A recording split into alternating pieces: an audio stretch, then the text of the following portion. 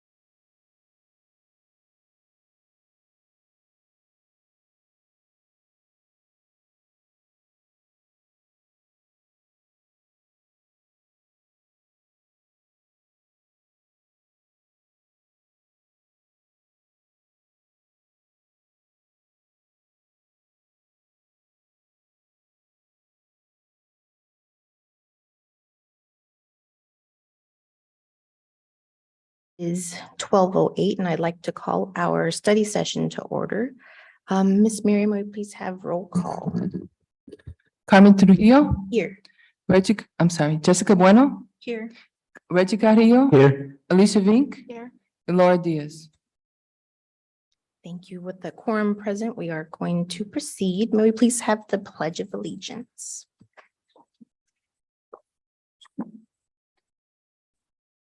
pledge allegiance to the flag of the United States of America and to the republic which stands one nation under God, indivisible, with liberty and justice for all.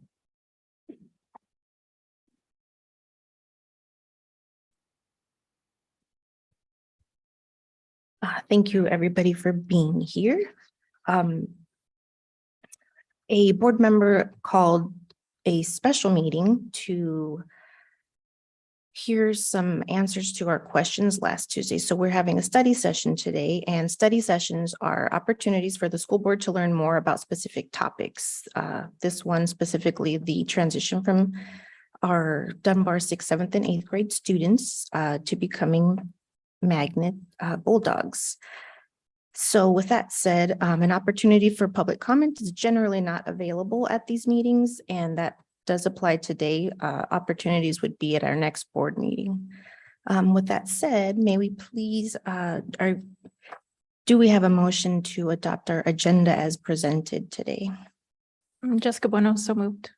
Roger Carrillo, I second. Thank you very much. Any discussion?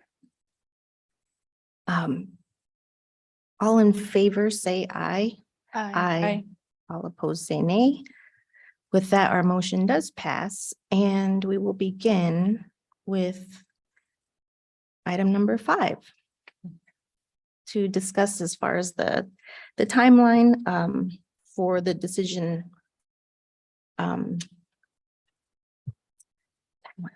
What am I trying to say? The explanatory timeline of how we came to this point at the district regarding the pandemic and everything, and getting to our teacher shortage. So who would be? That would be presenting? me. Okay, thank you, Dr. Hagigat. Good afternoon, President Trujillo, Vice President Bueno, members of the board, cabinet, Ms. Arostegui Johnson, and members of our community. The decision to transfer middle school students to Magnet was not one that was taken lightly. Transferring students from one school to another after the year has begun is not ideal, but became necessary. With the goal of offering a high-quality education to all our students in a safe and nurturing environment, the Phoenix #1 student outcome-focused leadership team embarked on the journey of exploring options and arriving at decisions in a timely manner. Today, you will have a deeper understanding of how we arrived at the decision of transferring Dunbar Middle School students to Magnet Traditional, the transition to Magnet, and an overview of the strategies to continue to build Dunbar Elementary School. And so first, we're going to show an overview.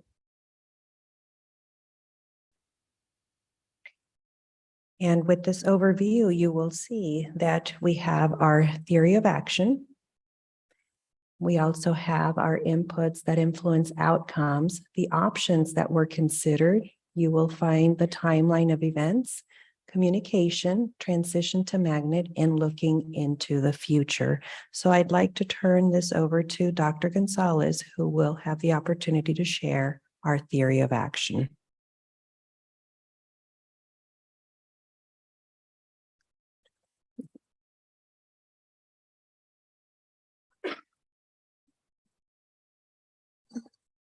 Good afternoon. I'm used to this being evening. Good afternoon, Board President Trujillo, board members, Superintendent Davila Hagigat, and to all of our cabinet members and our audience. Our theory of action remains constant with everything that we do in terms of thinking about how we get the student outcomes that we need. And so when you look at our theory of action, the inputs that we make sure that we're trying to get into every situation are skilled leaders, highly trained staff, and quality programs. Those are constants that we have to be able to input to our programming to make sure that our students are getting the very best. When we have that, we're able to provide as outputs supportive classrooms that are meeting the needs of the students, both socially, emotionally, as well as academically. And we also have leadership that's able to support teacher and staff planning and professional growth. When we have those outcomes, our outputs, with the outcomes that we get are equity in academic achievement, and we get equity in terms of student well-being. So as we looked at the possibilities facing us, as we looked at the staffing issue at Dunbar, this is part of the theory of action that we looked at. With that, we'll go ahead and turn it over to Dr. Diaz, who's going to give us some more detailed explanation about some of these inputs. Thank you very much, Dr. Gonzalez, President Trujillo, members of the board, members of the community. When we look at those first inputs of skilled leaders, and highly trained staff, of course, that depends a lot on retention. That we're training people each year, we're retaining them, we're growing them in their excellence. And so the first input I wanted to share some data with everybody about is the input of staff retention at the Dunbar Elementary campus. What I've collected here is data from the past 3 school years of the number of educators on the campus and the retention rate of those educators. So how many of those educators return to Dunbar the next year? And what you see is that it's fluctuated between 53 and 59%. I did want to share that in the context of district retention, which you can see has fluctuated from as high as 91% in 1920 to 71% this last year of 21 and 22. Another grain size to look at this through is the 2-year retention rate. So did you come back for not just your second year, but your 3rd year? It sounds kind of confusing that your 2-year retention would be 3 years of experience, but that means you came back twice. And what you'll see is that group in 1920, a little less than half of them stuck around for that 3rd year. And by the time we get to the 4th year, so you were retained 3 times, the retention rate drops to as low as 30%. The 30% is repeated in terms of the 2021 group of educators still being here in 22-23. So as we've looked closer at those retention numbers, we're trying to look for patterns at all times where we're seeing consistencies. And what we see is new hire attrition. That new hires are in that group of folks that are not retained each year. So in 1920, of the 9 people who resigned, 8 of them had only been in the district for 2 or less years. In 2021, of all the people who resigned from Dunbar, all of them were just finishing their 1st year in Phoenix 1. And last year, 21-22, of the 9 resignations, 8 of them had 4 or less years in Phoenix 1. So we see is that there is turnover, but there's also turnover of new hires. What complicates these numbers or can even skew them to a certain extent is the low end count at Dunbar with 27 or 26 teachers. Obviously, when one of them resigns, that's a pretty high percentage as compared to looking at 400. But these are still some very significant statistical differences. The other thing that complicates it is we did look at mid-year and late resignations. So late resignations, we would say, occurred after July 1st. And what we've seen is every year, the past 4 years, there have been mid-year and late resignations at the Dunbar campus. In 22-23, we've had 3. And I'll walk through what those 3 resignations were here in just a bit. And so all of these inputs have complicated the ability to have the highly trained, effective staff that we know we need to have as one of the inputs in our theory of action. And some of this is due to the staffing shortages and teacher shortages that we do see statewide and nationwide. These are not just problems that are exclusive to the Dunbar Elementary campus. So just last week, the National Center for Education Statistics reported that more than half of the nation's principals are saying that they're experiencing a staffing shortage at their school. And anybody who works in school in Arizona, I'm sure, is aware of that. In June, ASPA, the Arizona School Personnel Administrator Association, reported that there were still 2,200 teacher vacancies across the state. And 2 out of 3 districts, ours included, reported more vacancies in June of 2022 than we had in any other June in previous years. Now, in the midst of that staffing shortage and those challenges, we are very proud that our principals effectively recruited and hired 77 new educators for the 22-23 school year. That 77 still leaves us short of filling all of our teacher positions. So we still do have vacancies, not just at Dunbar, but at other schools. I'll talk about those more in just a bit. But I do want to make sure it's very clear that our principals, our hiring managers are working incredibly hard and diligently to recruit teachers in this perfect storm of what we're seeing in the labor markets and what we've seen in Arizona now. The teacher shortage in Arizona is about 15 years old. It's just now starting to take grips nationwide. So with that being said, it puts a lot of emphasis then on retention, of course, but also recruiting and hiring. And so in thinking about the middle school at Dunbar, 3 candidates were interviewed for the middle school ELA position. None of these were selected for the position. I want to point that out because I'm very proud of Principal Millsaps and all of our principals for not dipping the bar when it comes to hiring teachers. We know how important teachers are. We can't afford to simply say, you have a pulse and a bachelor's degree, please step into that classroom. Our theory of action is way too dependent on their skills. But nonetheless, it's left us in the position we're in now, where the position is vacant. I also wanted to point out that the Dunbar staff effectively hired 5 teachers and 2 associate teachers for other positions throughout the spring and summer. So it's not that there's no teachers out there and we haven't been able to hire anybody. We just haven't been able to hire for these positions. The Dunbar leadership did attend multiple career fairs, some that were internal, that were online hosted by the district, as well as in-person external ones that were hosted by university partners and other groups. And the Dunbar leadership did attend partnership meetings that we have with university partners. One of the teachers on the campus right now is a result of that partnership meeting. I also want to point out the Dunbar staff has been very effective at referring candidates for positions, which is our #1 source of teachers, other teachers recruiting other teachers. And there are new hires on the Dunbar staff who have been recruited by Dunbar staff. So these are all very good signs at Dunbar, but it does leave us short of our goal of making sure that we have highly effective teachers in all of our classrooms. So I want to walk through a timeline of things that have happened basically starting since June 30th. Because on June 30th, I sent a memo to all principals where I shared data to say that the depth of the candidate pool that we saw in April and May looked a lot more like what we usually see in June and July. So the number of candidates we had in April and May, it looked like a June or July. If you think about a drought, we were experiencing that. And so in that memo, I told principals that it's time to go from contingency brainstorming to contingency planning. And so principals got very busy with their vacancies to do that. At that time, Dunbar had a vacancy in 4th grade, as well as a vacancy in 6th through 8 ELA. So by early July, the Dunbar leadership went into that contingency planning. They hired an associate teacher for the 4th grade position. And they made plans for the administration and interventionists to cover the 6-8 ELA. But as they made that plan, unexpectedly, a 6th through 8th grade teacher resigned in early July. That's one of the 3 mid-year resignations and late resignations we experienced, excuse me.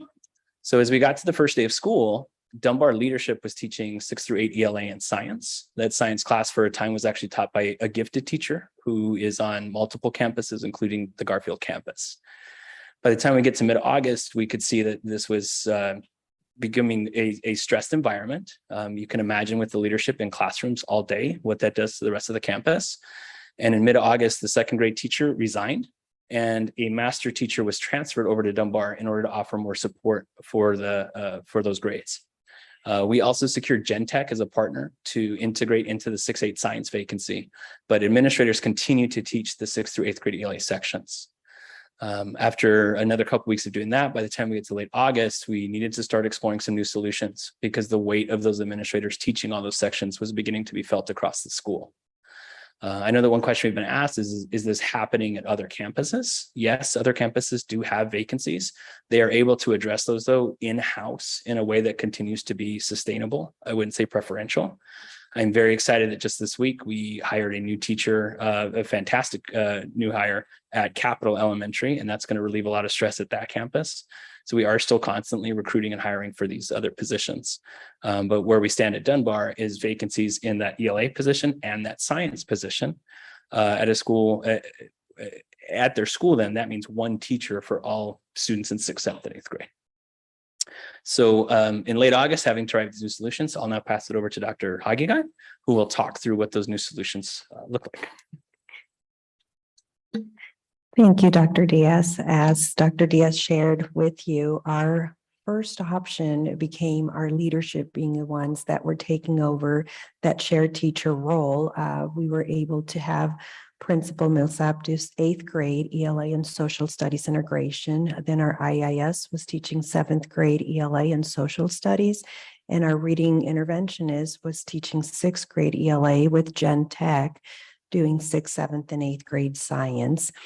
On August 12th, I was able to visit as part of my routine check-ins, and I learned from Ms. Millsaps that she would not be available in the afternoon because she was teaching ELA. So then I volunteered to go back and co-teach with her. To my awesome surprise, she was doing an amazing job, and I did not get to co-teach. I did get to be more of a support and get to know her students better. We also explore the idea of looking within Dunbar to see if we could make adjustments in staffing by moving elementary grade teachers to teach middle school. We were unable to proceed with that idea since teachers did not have the needed qualifications for middle school subject area, and that would be specific to 7th and 8th grade. And so we fell short on that. Then we were also looking at another area that was also explored was the implementation of self-contained middle school model, but we learned that we also needed additional staff members for that in order for us to be able to accomplish that model of self-contained instead of departmentalization. So understanding that Dunbar needed additional support, Dr. Diaz had been really looking at other campuses to see, we call it leveling after the 10th day, to see if we would be able to pull middle school teachers from other campuses. We also saw that that was not an option for us because campuses had exactly what they needed. They didn't have extra ELA teachers or extra science teachers or even others that were qualified in those areas in lower elementary grades for us to be able to transfer them over to Dunbar. So knowing that it was going to be very difficult to sustain the model that the principal, the IIS, and the reading specialist were doing at the time without impacting other areas. I'll share the reading specialist was not being able to support some of the reading needs on their campus. Then we explored the idea of transferring students to another school. We reviewed program capacity at different schools. We also look at factors such as transportation, proximity, in order for us to be able to decide what school would be able to support a transfer from Dunbar to this new school. And we learned that Magnet would be able to welcome our Dunbar students and provide that high quality education and that safe and nurturing environment that we are always seeking for. Our principals have been involved in all of these decisions that we've been able to put out there. Nothing has been done without them being a part of a collaborative process. And if you look at the next slide, which is where we have our timeline, let's see if I think I went backwards. Let's see. There we go. And so what we see in this timeline is you see step by step our moves here of August 30th to September 6th is when we were doing our brainstorming and planning meetings with the district leadership, principals, and department heads. And then you see from September 6th to the 14th, we had an opportunity to receive feedback when we did individual meetings with our board for that conceptual idea. And we were able to, our principals had meetings with their community staff and their students. And we were able to then, on the 12th, you'll see with our communication plan that the information went out to our families on the 9th. And then we had a reminder on the 12th that there was a meeting with Dunbar families. We wanted to get some of their input and feedback on the decision that was shared to make sure that we weren't missing details as part of this transition. And then on the 14th, we had our open house at Magnet Traditional for our Dunbar students and families that we were able to provide transportation to make sure that our families were able to get to Magnet to visit and get to know the school. And then on September 19th is when we began our first day at Dunbar. That's when our students, some were receiving their own individual transportation, others we were able to transport with our bus services. And then on the 27th is when we had our public hearing. And then now our next step is approval of this temporary boundary change on October 4th.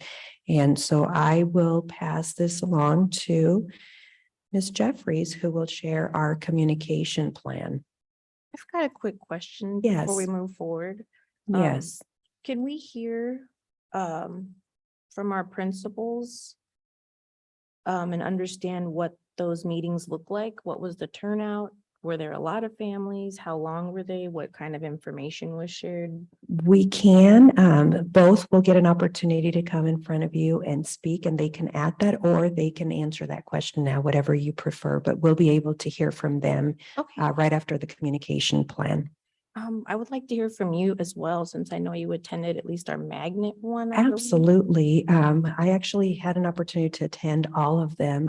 When we went seeking for input and feedback on once the decision had been shared with our parents, we had our morning meeting that we had some parents attending. I think there might have been 3 or 4. We have our sign-in sheet. The afternoon was very well attended by families and their students as well.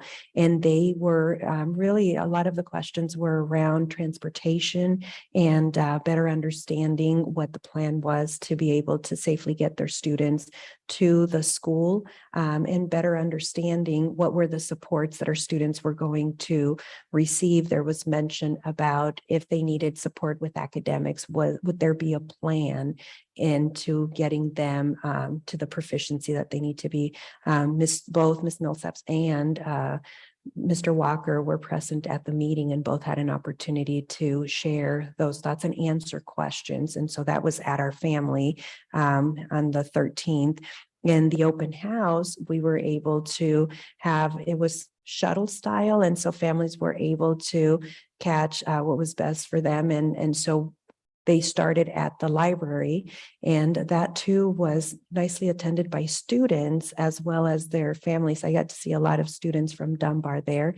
And so they were able to get some of the expectations shared, and then they were able to take a tour of the building. And so I was able to be a part of those as well.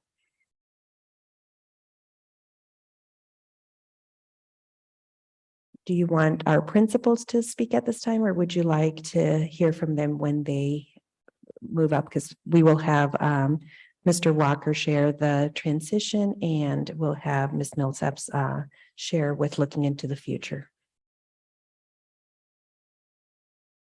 Really, whatever your guys' preference is, if you'd rather do it later or now, it's up to you guys. You're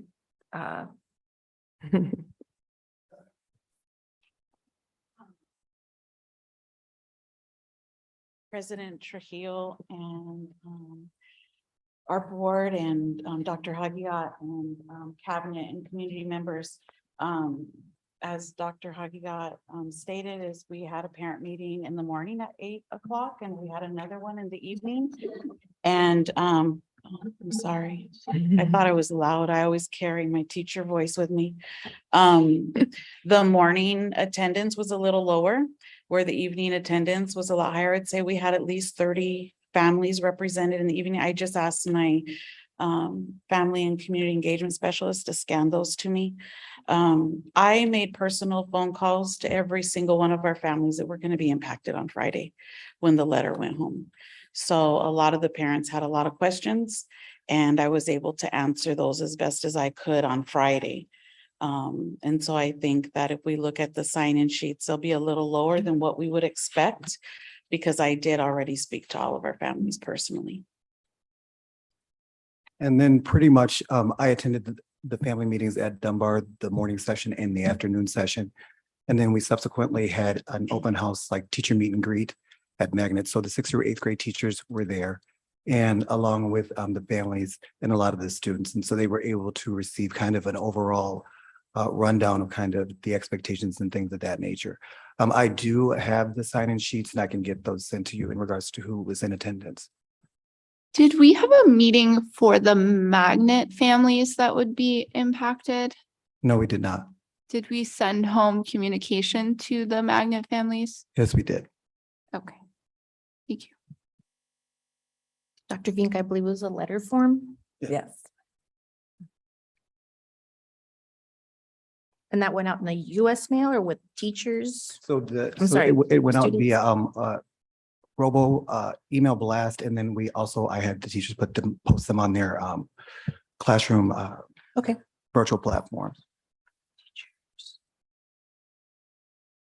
Thank you so very much for the extra human details on both of those. And I appreciate the the phone calls, because it is super important for our families to have that extra coverage and touch on the head that this is going on because of the hustle and bustle these days. So greatly appreciate it. Any board questions for the moment? And then I hate to bother you, but it just felt right to kind of know stuff as we're going through it. And additionally, we met with students. So we had Okay. all of our staff that impact middle school. We met with all of them Friday before the students left. And we read the letter to them that went home to families and gave them a letter in addition and explained the process. And then the families were called right after school was let out.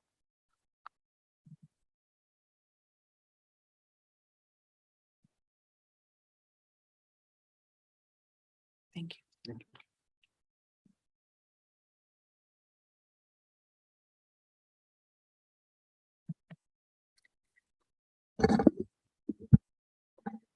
Good afternoon, President Trujillo, members of the governing board, members of our community. I wanted to take the opportunity to share our communication plan. And as you heard from our principals, we worked this communication plan jointly with our school principals.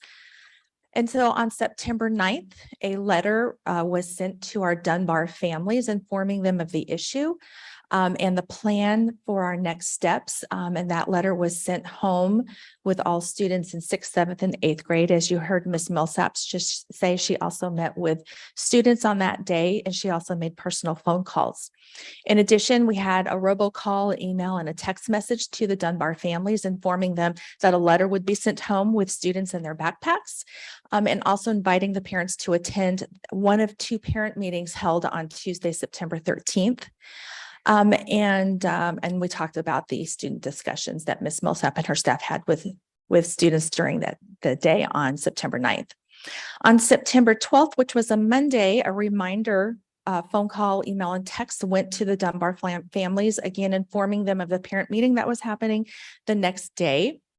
On September 13th, we held 2 parent meetings, one in the morning and one in the evening. At that meeting, the plan was shared, and it was an opportunity for our families to ask questions and have their questions answered. Both of the principals were in attendance at that meeting. Also at that meeting, we provided families with an open house invitation to Magnet with all of the specific information on the transportation and the shuttle service. In addition, that flyer was also made available to families who were not in attendance at one of those 2 parent meetings.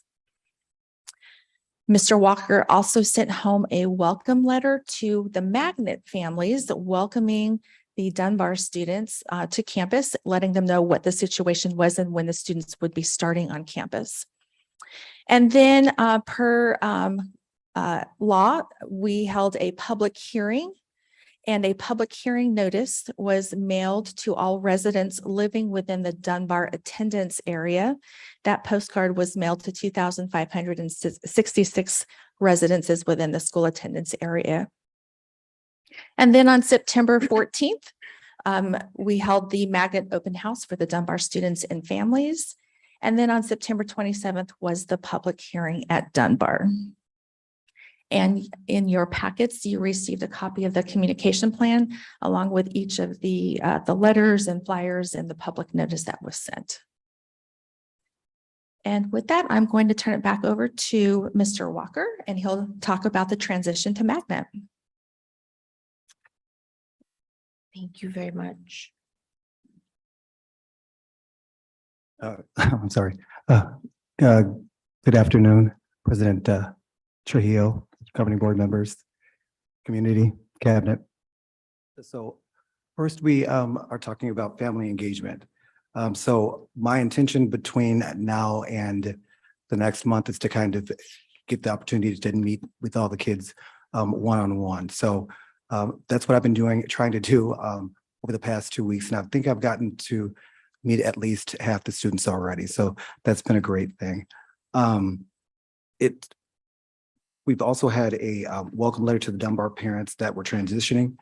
And there has also been opportunities for the parents, if they had any questions or concerns, to set up meetings with me, as well as to send me emails. So at that particular teacher meet and greet, parents were given my card along with copies of the handbook if they had any questions. So that was kind of the start of the transitional piece. In terms of the student engagement, I've been working closely with our district athletic director, Curtis Johnson, in regards to the sports program. We decided that for the football season only, that we would continue to have Dunbar have their current football team, because it had already been like 6 weeks into the school year. And we felt like, they deserved to keep that team because of all their hard work up to that point. I also made sure that between working closely with Gina at Dunbar, that we had enough desks and tables and technology for those students when they arrived. I also had a meeting with the district lead social worker, because I knew that we were going to receive an additional social worker to help meet the needs of these students. I also had a meeting with the director of exceptional student services to review the individualized educational plans for the students that were coming over. And then I also had a meeting with the teacher who oversees our accelerated learning programs as well. And then I was able to attend the girls volleyball game, the Dunbar girls volleyball game, which they won against Bethune. I've not had the opportunity yet to attend the football game for Dunbar, just because there has been some adjustments to the schedule. Mr. Walker, what has been the feedback from the magnet parents about this transition? You know what?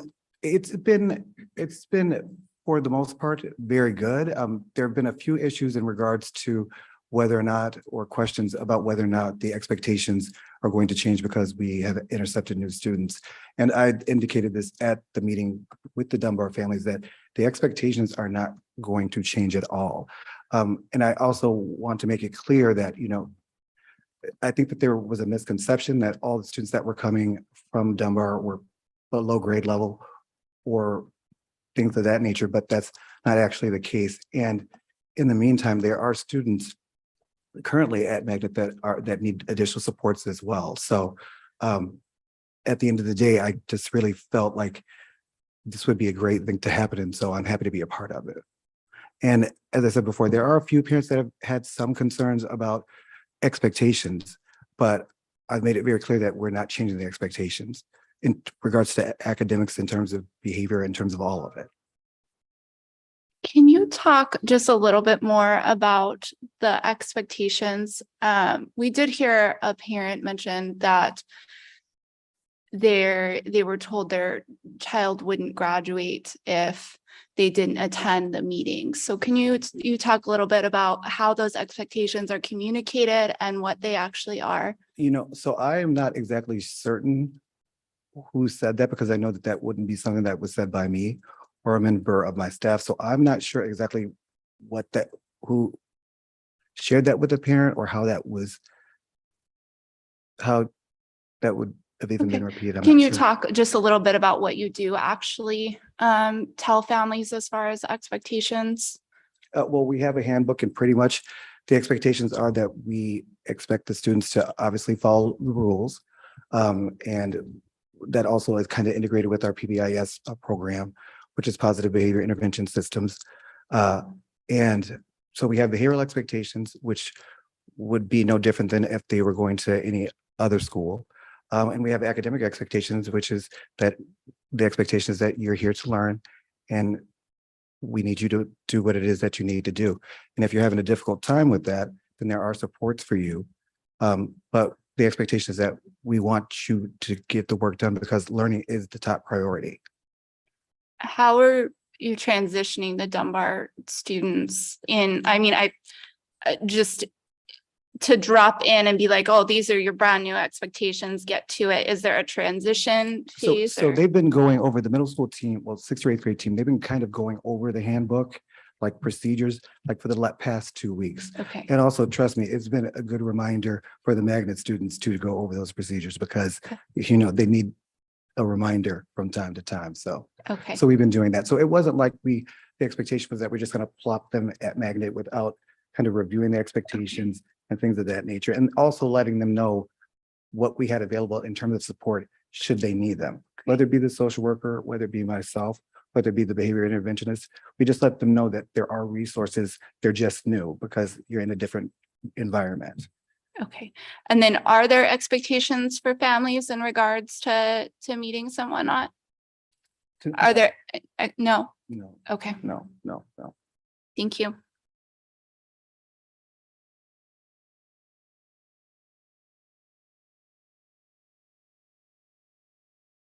I'm sorry, Dr. Vink, what was your question? If there were expectations in regards to families, like But what we- the expectations for families are at Magnet or parents. But we would like them to attend as much as possible, just because it's nice for them to be informed and for us to be as transparent as possible. And how do you communicate that to the families? So typically, the next meeting that we'll have is going to be kind of a family data night. So we would send out the information, just encouraging them to come to campus, because on the family data nights, we get to share with the parents exactly how the students have been performing on district assessments. And then we also share with the families the goals that the students set up. And then we actually ask the families to set goals for their child between that benchmark and the next one. So we really strongly encourage it, but it's not mandatory. I mean, since the pandemic, we really cannot kind of mandate those types of things anyway. So we just strongly encourage it. And we also strongly encourage their kids to encourage their parents to attend. So that's it.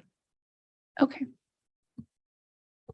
Is there a punitive nature to the expectations not being met? I wouldn't say that they're punitive, but I think that when you have a set of rules and that you want to enforce them, sometimes there are consequences, but that would be at any school. Of course. And what are some consequences? It depends. It could be lunch detention.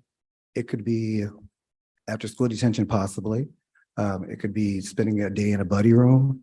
But the last resort is out of school suspension.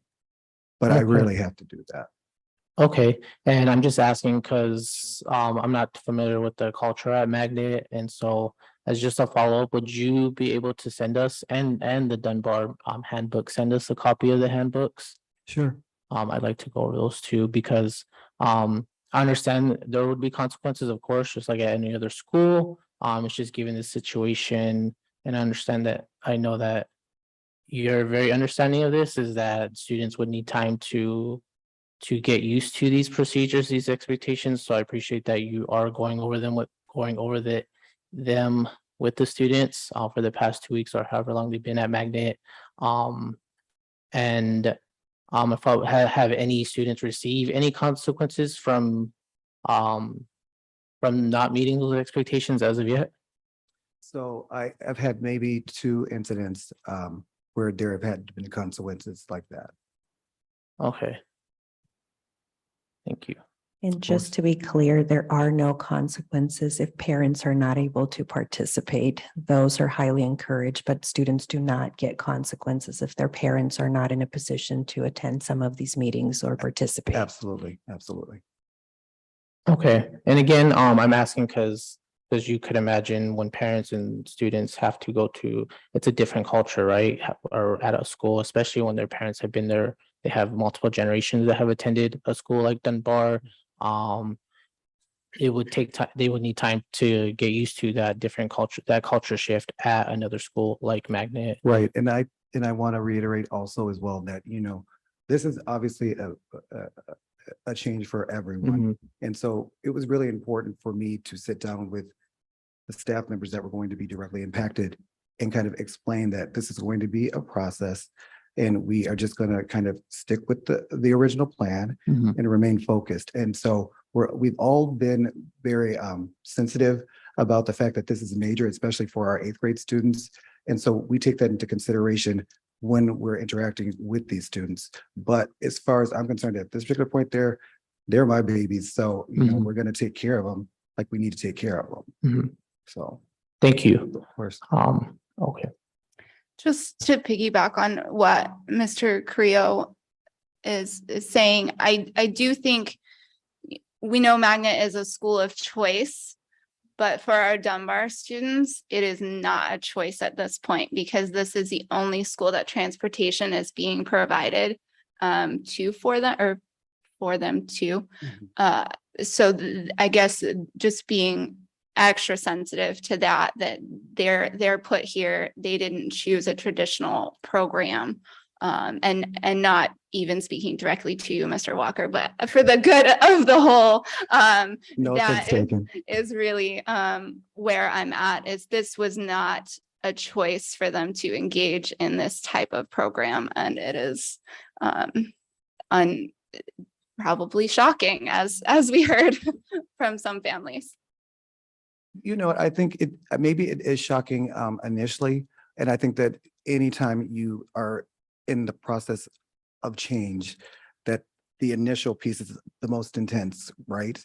But then as you get used to it and it becomes a routine, then it's no longer an issue and it's no longer causing you anxiety. So it's the same thing with the students. And I feel like a lot of acclimated much faster than I'd even anticipated it. So, you know, I think that I have to give these babies credit because they are very resilient and they are persevering as well. So I just think that, you know what, they deserve the high expectations because they're able to do it, whether it's at my school or anywhere else. Thank you. I like hearing that. And I hope that you are telling them those things every single day, all day. Just keep telling them. So thank you. Mr. Walker, in this transition, is there any plans to help with the culture of the School of Magnet be more accepting to the Dunbar students?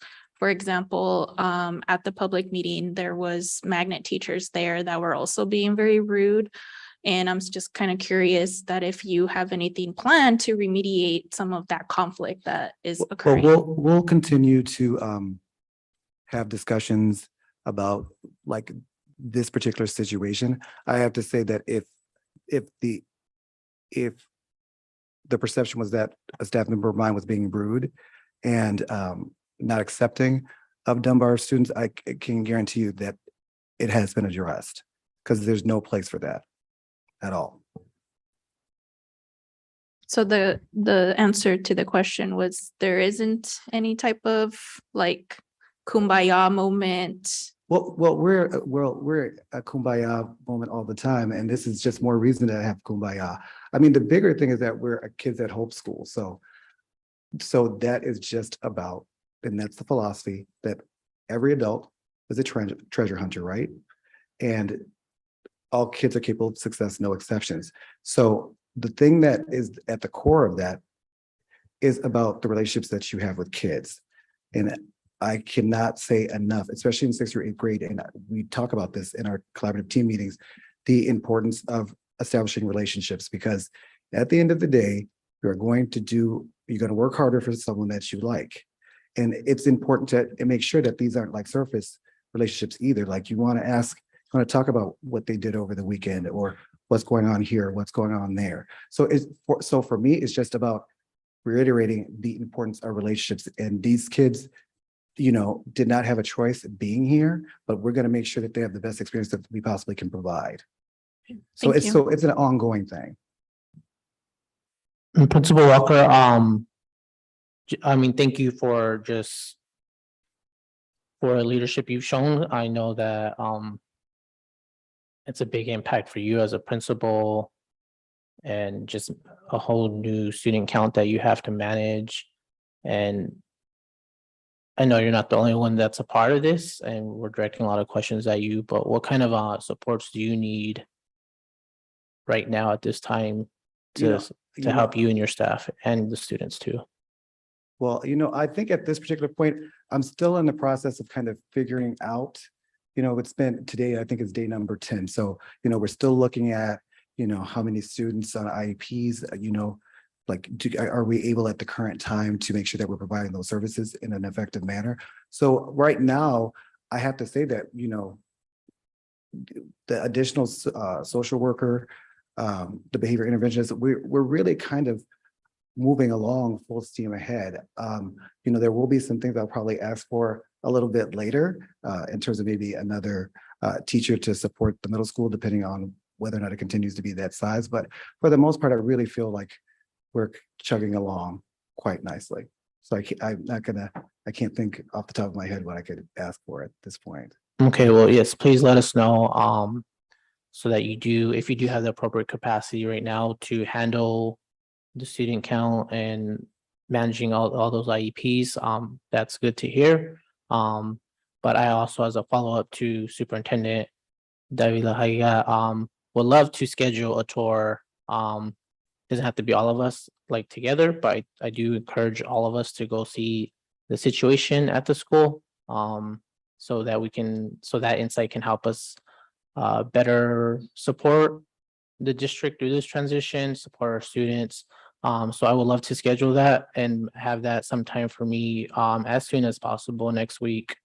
So that we can understand the situation. And I think that insight will allow us to see what students are experiencing, what teachers are experiencing, everyone on that staff, and better again to support you when we have time to vote or and discuss anything else we need to discuss. Looking forward to it. We'll schedule that for you and anybody else that's interested in being a part of the experience. I had a quick question, Sure. Mr. Walker. Sure. No doubt your schools always are highest scores. And we know all the hard work that you go through all the time. So I'm just wondering what the culture at Magnet is like, if we could kind of hear about that and what may be different from Dunbar that we could kind of understand. Maybe. It's kind of hard for me to describe because number one, I've been there for 15 years and it's Yeah. just kind of so automatic. I really, in so many ways, I don't really think that there are major differences in culture, to tell you the truth. I don't think, that anything that is done at Dunbar is completely the opposite of how we would do it at Magnet. So I really don't think I can answer Okay. that question. That makes correctly. perfect sense, Yeah. actually. Because that's kind of what community and family stuff kind of feels like. It's very fluid, very Yeah. not so much effortless, but sounds to me like there's a superhuman approach to it. So I guess my concern would be, not concern, but observation is that from what I understand about Magnet and Shaw is that I guess the parent engagement part is the part of it that's, I guess, intimidating to some parents. That's why these are schools of choice, Right. because not everybody does have the time and commitment to put into those things. However, I do think that maybe figuring out a way to kind of explain that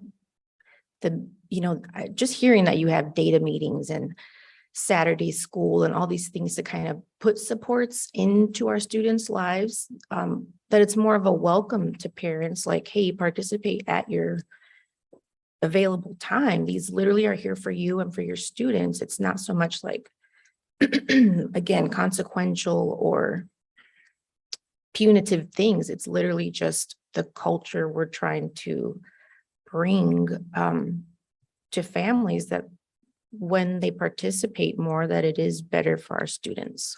Right. And that was the reason why, before the pandemic and things like that, we kind of had like PTO where we were like, you have to do 7 out of 9, yada, yada, yada. But,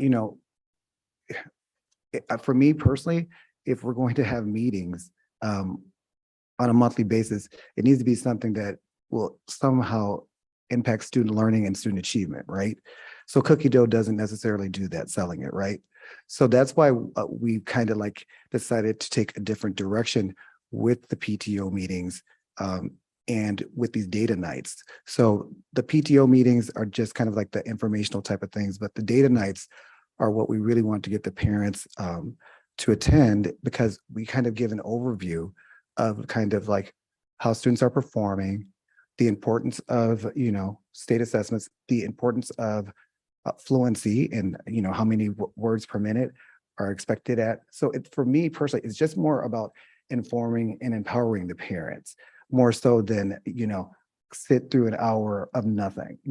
I even recognize that myself, having to attend those things. It's like, well, we need to make sure that these meetings have a little bit more substance to them. And so that's what we've been doing. That helps clarify things so that way we know kind of what the meetings do look like and what the focus is. Yeah. And I can send you the PowerPoint. We had one I want to say the last Wednesday in August before I knew about the transition. So we'll be having one, obviously, I think probably in December after we have the next benchmark where we would be having all the families attend it. Okay. And it's not necessarily like, oh, I need to see this. I need to know. It's not like that at all. For me, it's more like what's the community being invited to? Like, how do you get those invitations? These things aren't on our calendars, but it would be nice to pop into one just to kind of be a part of the community. So just more so on that level, like, are they on your guys' website? Is it just the PTO? It's typically posted to their Google Classrooms, an email blast, and a robocall. Okay. But I'll make sure that I invite you to the next one for sure. Okay. Little things like that would be great, but yeah, that's just kind of what I'm thinking. If that would help transition parents at all to kind of understand that it's not, an aggressive type of participation. It's definitely a welcoming, like educational, like we want you to kind of walk with us on this journey type thing. Right. And as I said before, it's really important to inform parents because, everybody's pretty much gone to school, but things have changed tremendously over the last decade, I would say, in terms of even expectations at each grade level. So we just want the parents to know, like, this is the expectation this year. If you can't provide the necessary supports for your child, please let us know and we'll try to make it happen. But it's just more about the information and knowing that there are expectations that are even given to us by the state that we have to make sure that we, and enforce. To me, that's the beauty of marketing. That's exactly what it is. It evolves, it changes, that's where our culture is created. So making sure that parents are aware of those things as well as our students. I mean, Right. that trend, like, that's more like a more intimate level, but that's kind of long-term what I hope for the district. And I think that was one of my biggest concerns. It's always been my concern, really, communicating things to the public, growing our social media, having our website updated, using our calendar, making things accessible. So for me, that's my, I guess, focus with this. Yes, student outcomes are paramount, but the same amount of importance to me is for that social, emotional, comfortable in my own skin. My teachers are a safe space. My school is a safe space. My peers are, just as willing to work alongside me and I them. So that's where my biggest concerns come through for this transition. And you and Ms. Millsaps, of course, have just been super informative. I always feel wonderful hearing from our principals. So greatly appreciated. I did just, those are my only questions were regarding the cultures, I guess, that we could learn about. And then I know you said we had some more social workers, I guess, coming to the school. Can I hear a little bit about what that looks like? So we have two social workers. There was one that was there already, and then there was one that was at Dunbar who came over to transition with the kids. And so pretty much what they're doing currently with the 8th grade students is they're team teaching and providing a social and emotional learning class 2 days a week, 5 days a week. I'm sorry. So that's happening for an hour. Usually that's kind of like their special area this trimester, because it's important for us to address that as well. I understand, like, with all this change, it's not like I can just kind of close my eyes and it's not going to be there. Like I'm a little bit more one to kind of just address it head on. So we have a class where, you know, they are in a safe space with the social workers, and they're learning about how to deal with their emotions, how to not escalate certain situations, you know, and that type of thing. And the thing too is, if we want students to demonstrate certain behaviors, we need to at least model it for them or show them the expectation, right? We just can't automatically assume that they're going to just know what to do. And so what this class does for our 8th grade students is it does exactly that. We also provide it for our 7th grade students twice a week, and 6th grade students twice a week as well.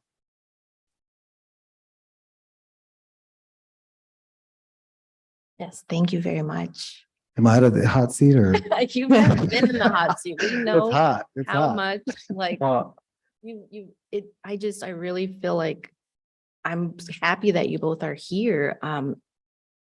This, for me, this wasn't definitely about, you know, I guess, honing in on anybody. This is literally just how are we closing the gap from information at the district to our parents and students. So that way everybody's got a predictable approach to this, and that way the lack of uncertainty, when there's uncertainty, there's just like it bleeds into so much other chaos and anxiety that's just not necessary. So if we can fill that gap with information and be as transparent as possible, we save ourselves a whole lot of work like this. Mhm. So you've never been in the hot seat in my perspective. No, We I'm just literally kidding. needed your primary source information because I didn't feel completely knowledgeable about everything that was going on. So that way I'm well informed to make a decision on a boundary change that I will be held accountable for. So I want to be supportive in every way, shape, and form for our students, for our staff, our district as a whole. And so that's why I'm really happy we are able to come together and hear from you guys. Well, and I do want to say this as well. You know, for me personally, it's just been amazing. I can understand honestly why Ms. Millsaps had such a difficult time with this process, because, you know, honestly, the kids are absolutely amazing. But I mean, she's got to learn to share maybe a little bit, but they've been great. And, you know, I just can't say enough. They are my babies now. So there we go. So. Thank you. Thank you. I had one more quick. Do you have another question too? not for Principal Walker, no. Okay, I had just one quick question. Does Magnet send home parent communication in English and Spanish? Typically we do, yes. Okay. Yes. Beautiful. Our parent engagement liaison is the one who does the translations for us. Oh, and you have a parent engagement liaison Yes, on campus? Karina Lopez. Okay, Yes. fantastic, Yes. great. She's Not all really of our good. campuses do, so Okay, yeah. that's good. Great, thank you. Thank you. And now we get to look into the future, and Ms. Millsaps and Dr. Gonzalez get an opportunity to share about the future.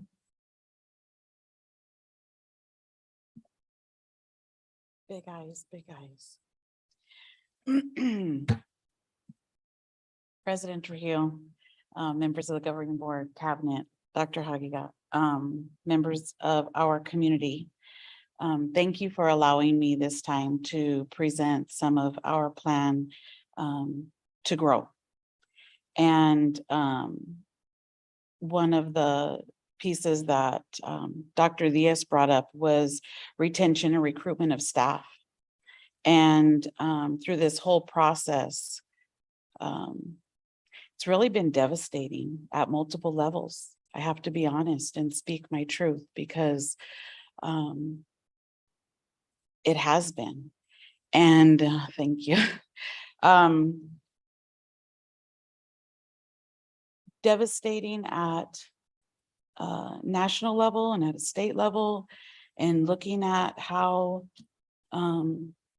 educators are not valued in the work that we do and the lives that we impact every single day. And thinking that this has had this ripple effect and now has hit us home. And it's devastating to me as the instructional leader on my campus and in my community that we were unable to hire highly qualified individuals. Dr. Diaz made a reference to not lowering the bar. I have to take ownership of that I have in the past put somebody in a classroom that should not have been, right? Based on qualifications and the situation. And so for whatever reason, I take ownership of that. But as devastating as this has been to transition, and Adrian, you said it, Mr. Walker, my babies. When I talk about my kids, my own children that I gave birth to are like, are you talking about us, your grandkids, or your students, Mom? And because they are mine. And I am part of that community. So this has been a difficult transition in knowing that our neighborhood kiddos now aren't able to attend their neighborhood school. But with that, I have hope. And part of my hope is that through some of the systems that we put into place this year, that we're able to grow our teachers and we're able to grow all of our staff. You know, I have an instructional assistant who helped be the guest teacher for one of our teachers when they were out, and now she wants to go to college to be an educator.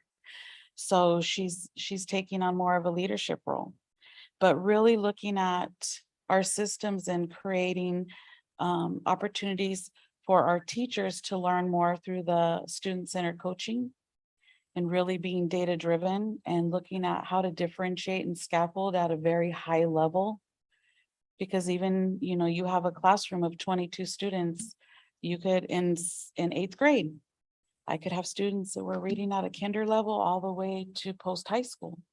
And so being able to do that takes talent and it takes skill, and it doesn't just come overnight because voila, you finished teaching school and now you're sitting in front of kids. So really developing that coaching cycle and allowing all of our staff to become teacher leaders for each other and onboarding our new staff and providing that high level of support and mentoring that's really necessary. And knowing the community that we serve is bringing on that ACEs training, that trauma training that we know as adults we have, right? We've had to overcome and show resiliency. And so it's not just because of our kiddos, it's us taking that journey with them and learning those skills so that we can better service and be of service. And just continuing with our signature school. And it's been a journey with COVID and learning new strategies.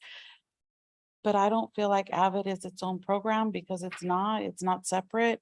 It's just a layer on top of what we're already doing to make sure that we've created a school-wide system for WICR strategies, which are best strategies and practices for our teachers. And then addition to this, something that's very important is looking at the future, is making sure that we're able to communicate with all of our students who were involved in the transition to Magnet, to their home schools, to our sister schools, and our 6th and 7th graders, and ask them, you know, do you want to come back? Is there an interest in coming back?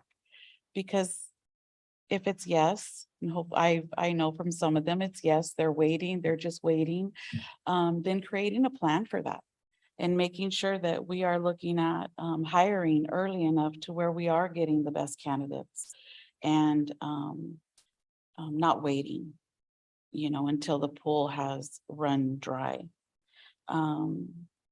And just making sure that we're looking at our Head Start program and growing Head Start. We have 15 kiddos in our Head Start right now. We have 35 kids in our kinder. We have 34 students in 5th grade. So looking at growing that so that we at least have 2 grades, 2 teachers at each grade level, so that we're not so tall and skinny, because that creates other challenges as well when you don't have that solid grade level team to plan with. And continuing to grow our business partnerships. Mr. Walker talked about some of the supports that he has to support his students. So we've just entered into a partnership with Brophy and the Loyola Project, to where students will be coming after school and working with our students and being a caring teenager to our kiddos. I have a meeting scheduled with Be Better, Read Better, Be Better, to also create the student leadership with our 5th graders, so that we're establishing that now as they move into 6th, 7th, and 8th grade, and they're able to be bigs to their littles, and so provide that additional support, which also increases the social emotional and the community at the school. So, and we've also are working with, since we are a community school, working with Gal Patch and providing that service after school for our kiddos, bringing in Heart for the City to run a sports program, so that even the students who've been transitioned from Magnet can come back to Dunbar and be a part of the community that's after school. So there's a lot of different pieces. Those are just a few that we're looking at to really bridge the distance and eliminate barriers, so that our students and our families still feel that we are a community, and looking at supporting kids at a very high level, the whole child. Oh, yes. I'm glad you reminded. How could I forget? So for the past couple of years, my dream has been to be a teaching school of excellence. And so we are working on a partnership with Hire Ed to bring in their programming for student teaching, to where their professors are actually on campus with their students, and they're pushing in and working with teachers, so that we're growing our own. And we're growing our own with our own population and our own community. And that way we can feed into our sister schools and really provide that continuum, so that even students who are going to school and they see, oh yes, I have a student teacher in my classroom. Oh, wouldn't you like to be a teacher? Well, that's possible. And then just building that greater connection to Phoenix Union, so that our kids do transition into programs that will service them and their interests. Wow.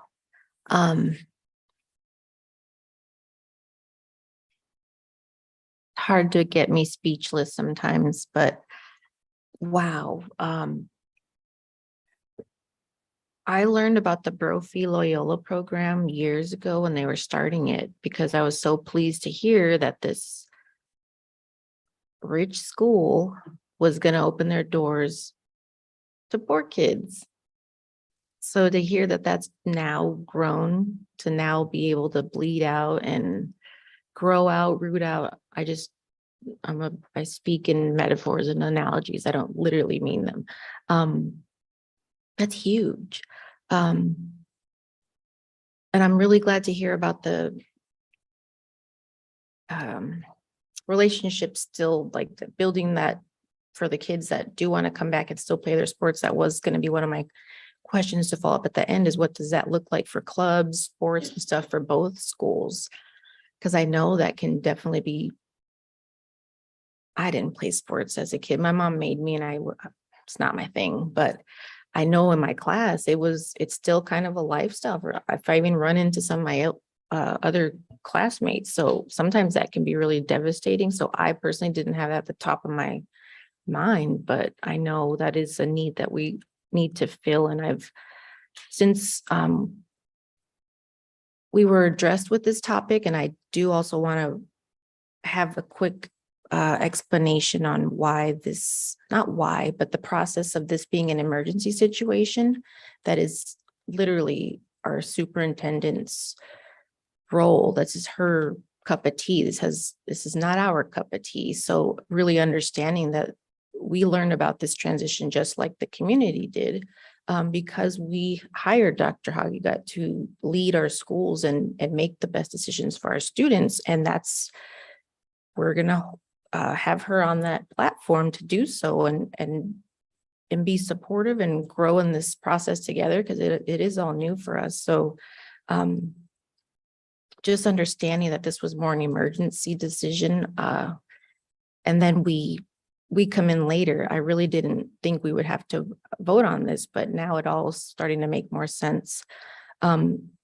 So sorry, I got off topic, but just learning about all the different things that go into us, into this transition. The only way I could comfortably align with it value-wise and be supportive fully is if I knew everything that was going on, and then also or making sure that the district was able to meet all of the needs of this transition. So I know we're super spread thin, but I just wanted to reiterate that that's more so what we're doing here is coming together in a collaborative form so that we can all move forward together. So I just don't want either of you to think this was an intimidating thing. We really needed the primary source information. So I'll have, of course, more questions next week, but I appreciate the heads up, and that's all the questions. President Trujillo, thank you. I don't think it was off topic. I think it is apropos to what I want to allow me to talk about the context of the meeting. And so it's not necessarily directed at you, Principal Millsaps, but I don't know who else had called for a meeting, but it was also to provide us as a board with understanding the context of this transition, and to pull back from probably like narrow focuses like school expectations, culture, and just to look at the bigger picture. We're proud of our principals. We're proud of the team for coming together hastily with this transition, and with that giving you all the autonomy to make these decisions and do it successfully. However, at the same time, the community made it evident that that's not what it looked like from the outside looking in, right? And so that put us in a situation where it became a crisis mode, put us in crisis mode because clearly we came up short, and that's not to put any single individual in the hot seat. That's to put us all, we're all in the hot seat when it comes to our community and how we're handling the situation, past, present, and in the future. And so that's what a part of this is to make sure that our community, our responsibility, our service to our community continues to maintain that trust, continues to make sure that we're being transparent, that we're holding ourselves and each other accountable, and making sure that right now at this time that our teachers, our parents, our staff at Magnet, at Dunbar, did I say students? If not, our students are our top priority right now, and making sure that the communication, they are properly communicated to, that they are properly supported to in their academics right now at this time, in our outreach efforts, and making sure that we are continually getting feedback from them about this process of how we can continue to do better. Because again, according to the community, the public hearing was that we came up short with how we prepared them in this hasty transition. I understand the urgency of this situation, but I'm wondering also, and this is a question, could we have taken more time to prepare them for this move, such an impactful change? Because a letter being sent out September 9th and them receiving it on the and them being transitioned, I believe the time was on the 13th, but please correct me, is not enough time. And I'm wondering again, could we have waited till the fall, or even after winter break, to again let them digest what's happening, what the situation is, why is this transition happening, to make sure that we're informing more people, and so that they are prepared. They had weeks to prepare for that transition. Because again, I commend you all for the planning based on the timeline here.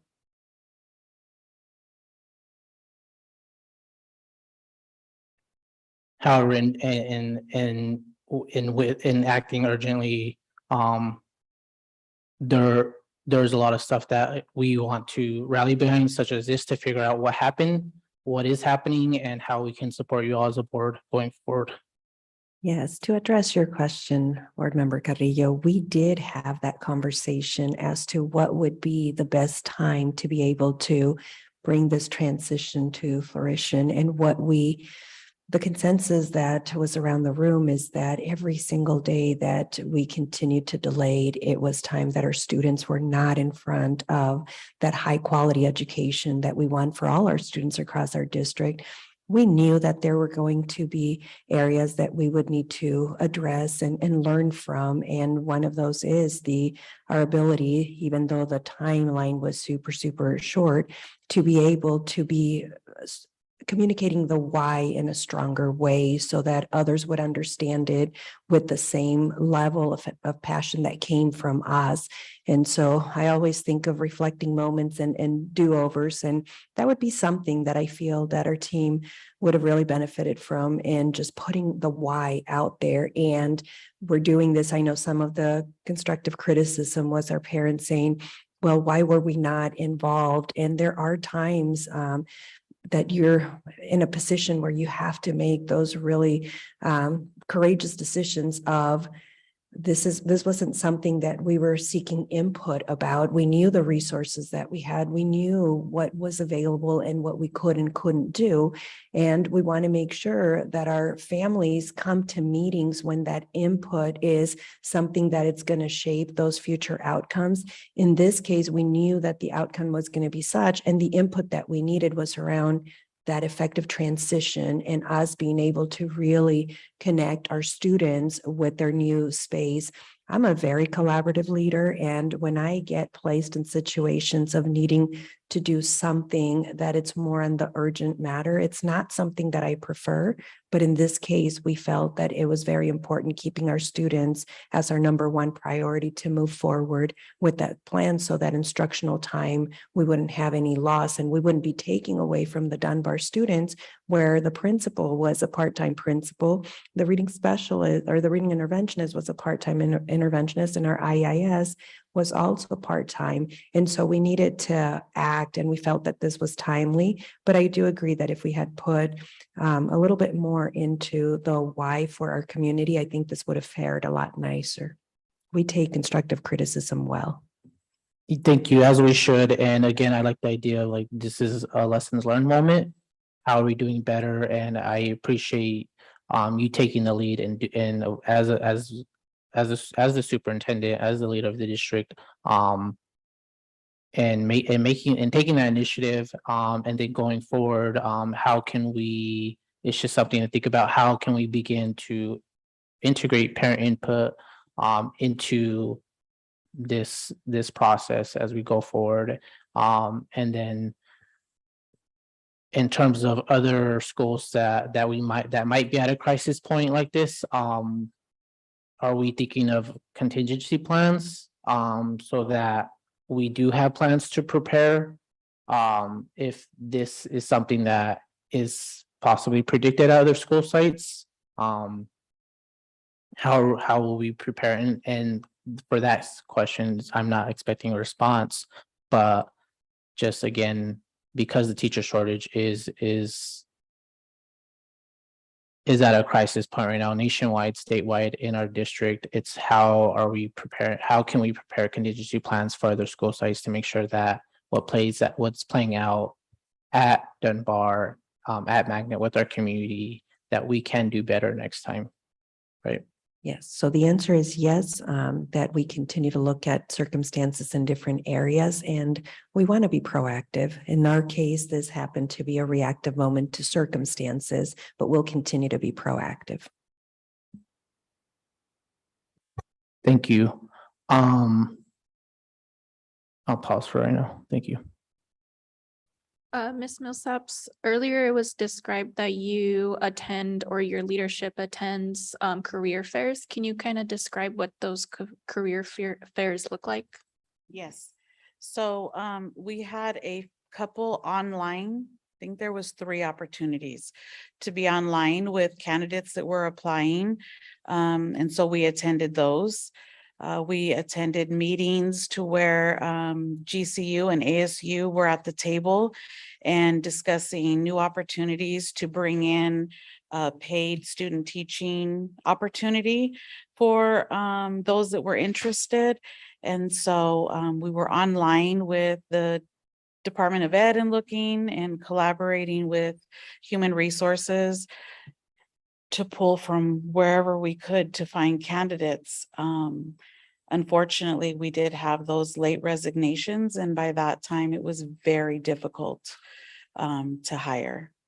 But those were the platforms that we were involved in. And then the normal of using Talented Ed.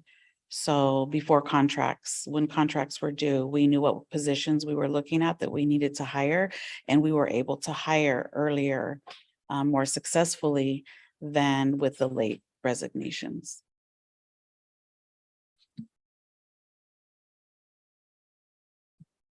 Sorry, I missed, was it only GCU or was it another? No, it was ASU and GCU. Okay, Mhm. thank you. And is that normal for us to do that I believe this is consistently, or is this our first? I Okay, think this is the first year. I can't speak for Yeah. Dr. Diaz if he's had this in the plan working, but as far as my participation, it was the first time cool, participating. okay.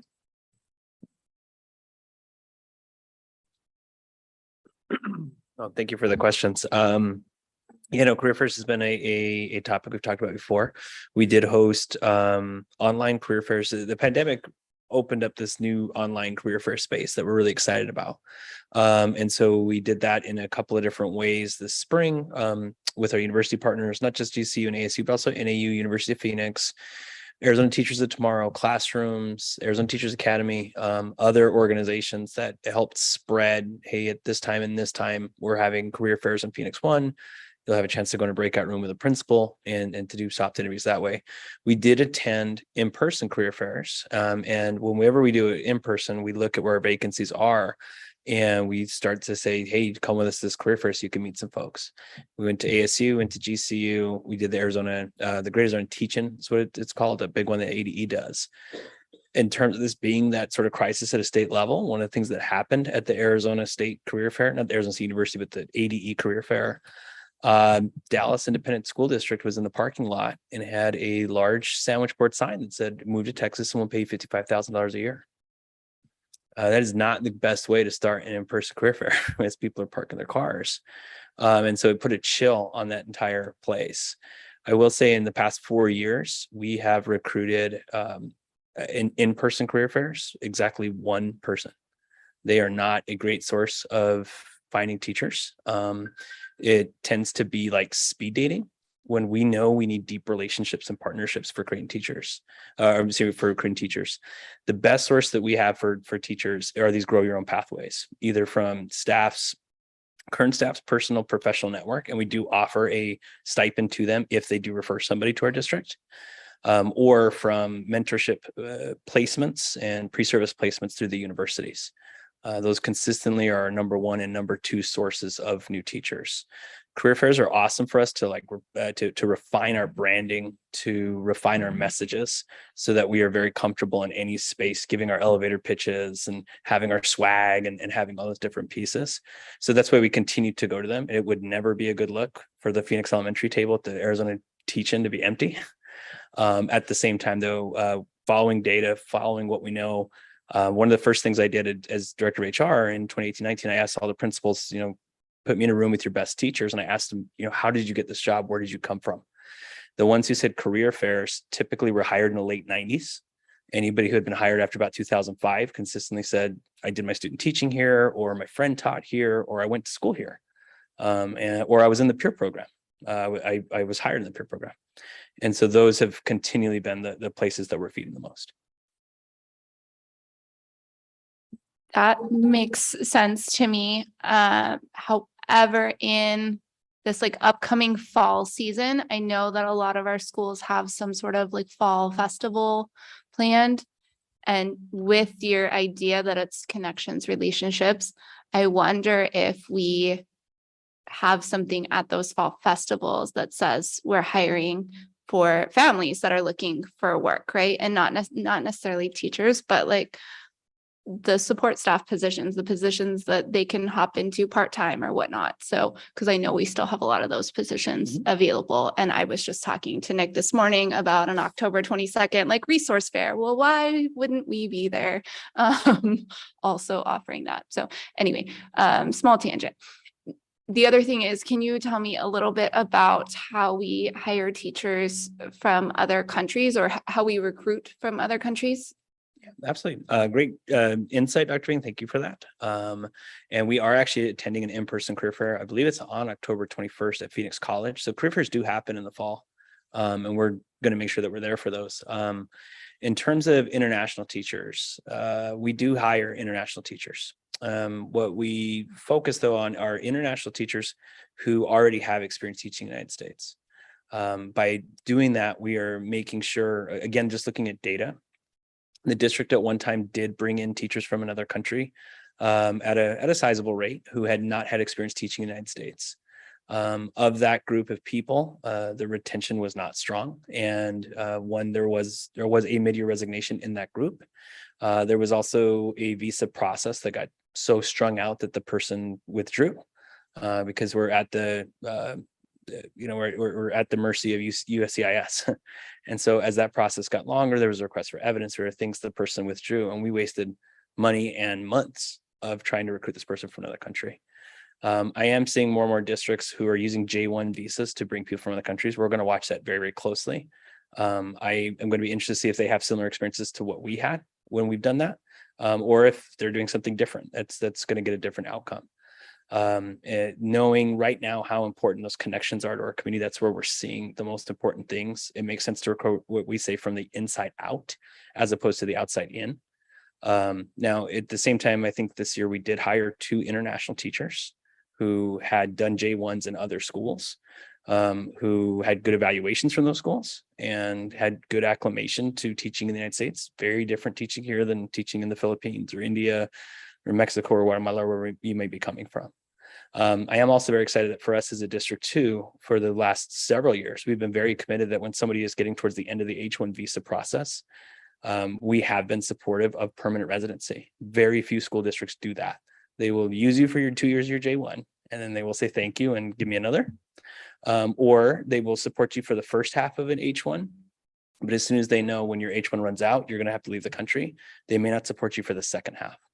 That's an inefficiency in this market that we're taking advantage of. When we look at the international teachers that we're bringing in right now, they tend to be people that other districts have invested time and money in, but for one reason or another are abandoning. It becomes a great market for us then to jump in and say, not only can we pick you up and extend your H1, but if you prove yourself to be a great teacher in our community, we'll go so far as to sponsor your permanent residency. It's a bit of a risk because as soon as you have permanent residency, you no longer have to work for the school district. And so we do run the risk of losing that person. At the same time, if that comes after years of service in our community, I think that it's an investment well worth making. So how are we connecting with those teachers who may have left other districts and are looking for someone to continue their J1 and then provide permanent residency? I think It's that's what usually you said. continuing the H1. Okay, H1. Through those communities of people. I always say the good people know good people. And so good international teachers know other good international teachers. It's a small community of attorneys and groups that support these folks, and they talk with one another. And so one of the things that we make sure that we're doing then with those international teachers is encouraging them to tell their friends. It's complicated because whenever we sponsor for a visa, what we have to prove to USCIS is that we can't find an American citizen for that position. And that's why most places go for J1s. Those are cultural visas. They're temporary. USCIS doesn't have the highest bar of rigor for that because they know you're going to leave the country.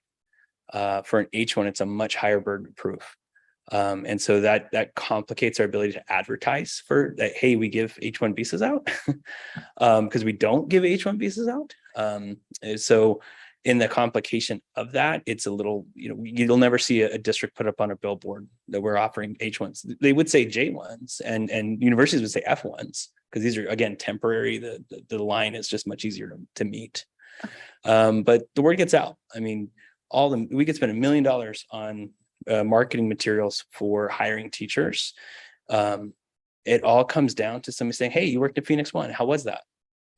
Whatever the answer to that question is, that's where everything rests in our branding and in our marketing, is somebody saying, it's good.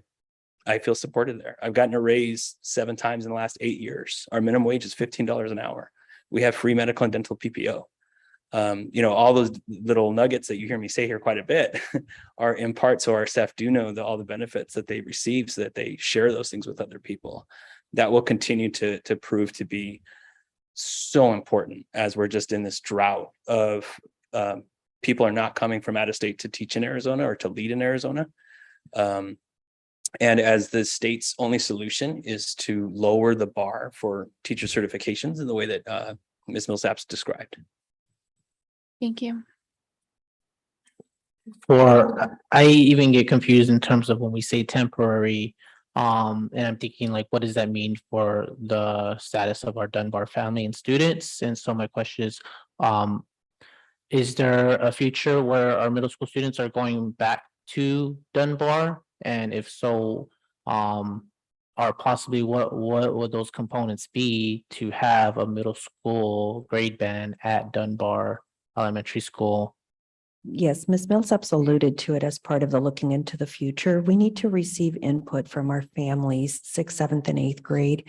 Our goal is to have our 5th graders at Dunbar be the 6th grade class, but we need to really look at the interest of 6th, 7th grade to see what families are wanting to remain at Magnet, which families are wanting to be at Dunbar, and then proceed with that with the plan. We need to do that probably about mid-year, probably mid-January or so that we have the right information so that we can look at what kind of programming are we going to have for our 7th and 8th grade families, depending on, again, the interest. We don't want to make promises where then we don't have the numbers of our students, where now we're hiring 3 or 4 teachers and the interest is not equivalent to that. So we still need a little bit more data. Our interest, there was questions asked of me and my team as part of this journey. And one of them was, is this to close or consolidate Dunbar? And our answer has been very consistent, the same. This is not the reason why we were needing to do this. Our reason was the teacher shortages. We were not at all looking at this as a plan to close or consolidate Dunbar. We needed to provide high quality education for our students. Thank you. Yeah, I appreciate you saying that. Because that was one of my questions too. Is this a plan? But seeing that was more reactionary than strategic. I appreciate that, because this is not just speaking to us, but anybody listening, right, is being transparent with them about what our plans are for the district, because as parents, as community, they do have to plan to and prep of like what their future looks like with our district at our school sites.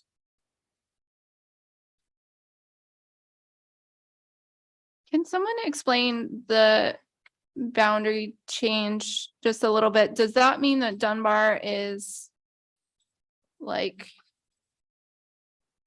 are we removing the boundaries from Dunbar? Are we circling Mag? Like, how does that look on a map?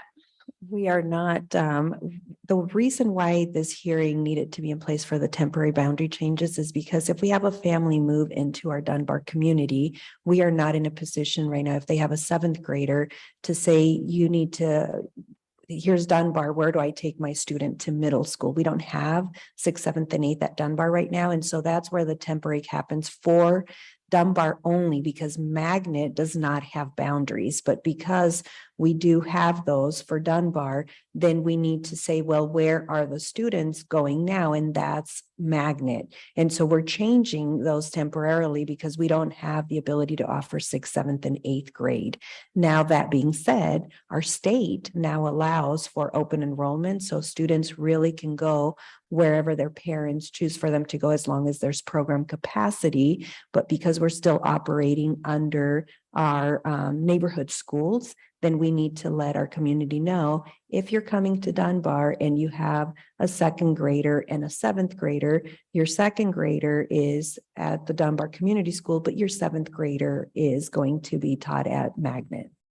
But we are letting those families with the second grader and the seventh grader enroll both students at Magnet? They have that No. choice, yes. Okay, so can any family moving into the Dunbar area now enroll their child at Magnet? If they have their sixth, seventh, and eighth grader there, we will accommodate for the siblings. And yes, because our Magnet school is an open enrolled school, it's a choice school, so they can do that. So they have two ways of coming into Magnet: by our current setup and by their choice of open enrollment. They could. Oh, right, okay, because we've been providing busing Yes, to Magnet regardless. yes. Okay. Okay. So it doesn't change the map for Dunbar's boundaries. I'm so confused. It's fine. To piggyback off of Dr. Vink's questions, I'm a little confused as to why the letter. I mean, I'm not confused. I know that the reason why we can't provide, if we're opening Dunbar's boundaries, we can't provide Dunbar students transportation to a school of their choice. But we do that for all the other school of choice schools. Yeah, we provide transportation To just Shaw and Magnet though, right? because they are open boundaries. Yeah. But if we're opening Dunbar, we're not doing the same thing for those Dunbar students that choose to go to Herrera. Dunbar is not a choice school at this time. And so right now what we're doing is we're expanding our boundaries to Magnet. And so therefore we're providing that transportation to Magnet So the boundary change is just for Dunbar. correct, but it's just the pathway to Magnet. Yes, yes. Or Shaw, right? Because Shaw That's is a also choice school, yes. one of those schools. So they could get busing to Shaw, just like Emerson students could get busing to Shaw or to Magnet or to Yes. Emerson. Yes, Just because it's a choice school, not because it doesn't have boundaries. correct. So they can go to Shaw, but they were able to go to Shaw despite our current circumstances. Our Dunbar students could get transportation to either Magnet or Shaw before our circumstances became what we have today. Because they don't have boundaries. Correct. So if Dunbar doesn't have boundaries, Dunbar does have boundaries. We are expanding those into Magnet because of our circumstances, but it's still not a choice school. I know this is getting really Sorry. convoluted. How does that look on a map then? Because if you're expanding it to Magnet, then does it look like, did we just For sixth, add this seventh, entire area or is it just? for sixth, seventh, and eighth, yes, because that would be our middle school, and we're honoring siblings. Okay, so then any student in between here and Magnet Traditional, From Dunbar is Can- able to go to Magnet. okay, But yes, I like the picture that you drew there because I can see the map.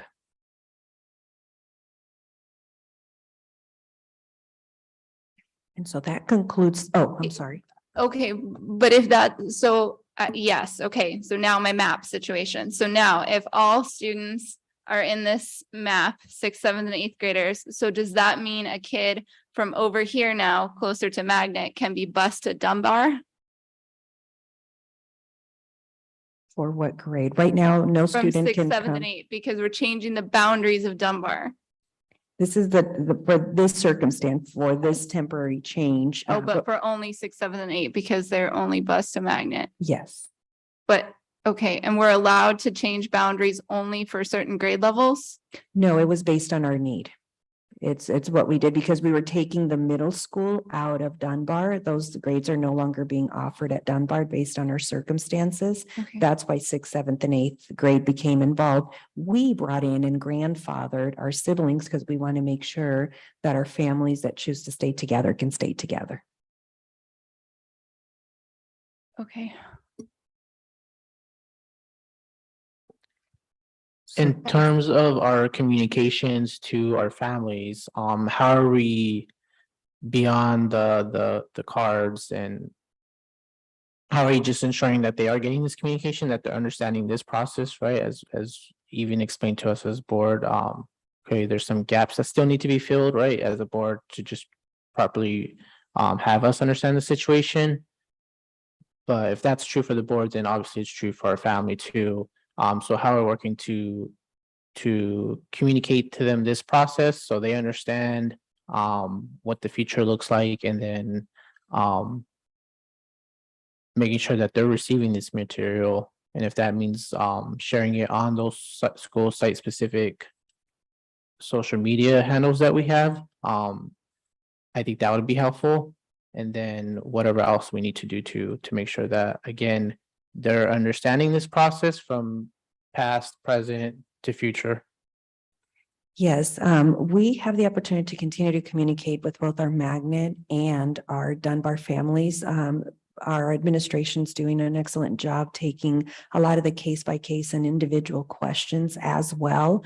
And so we're very committed to continue with not just the transition, but the ongoing support, because we know that change can be difficult for our students and for our adults.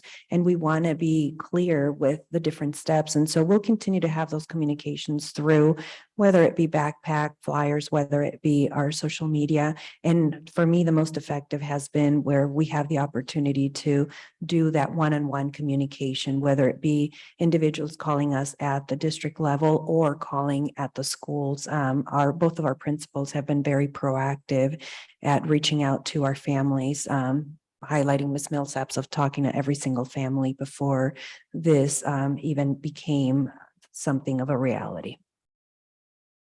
Thank you. Did we communicate one-on-one with the families that attended the public hearing after the public hearing? Did anyone reach out to them Yes, personally? yes. And I had the opportunity, as a matter of fact, this morning to be at Magnet, and I was able to communicate with the teachers, got some of their insight and feedback on what are some of the supports.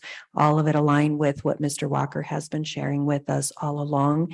I got the opportunity to see the students. I walked into three different classrooms, and I couldn't tell the difference between Magnet and Dunbar students, which is a great sign. And so again, we'll continue. I'm on campuses all the time, not just Magnet. And so this is something, and my cabinet is as well. And so we really take our role seriously of sites first and students as a priority. And so we'll continue to do that. Again, not just for this. I tell people this is not a here you go, I wish you well. We're in it together to make sure that the supports are where they need to be.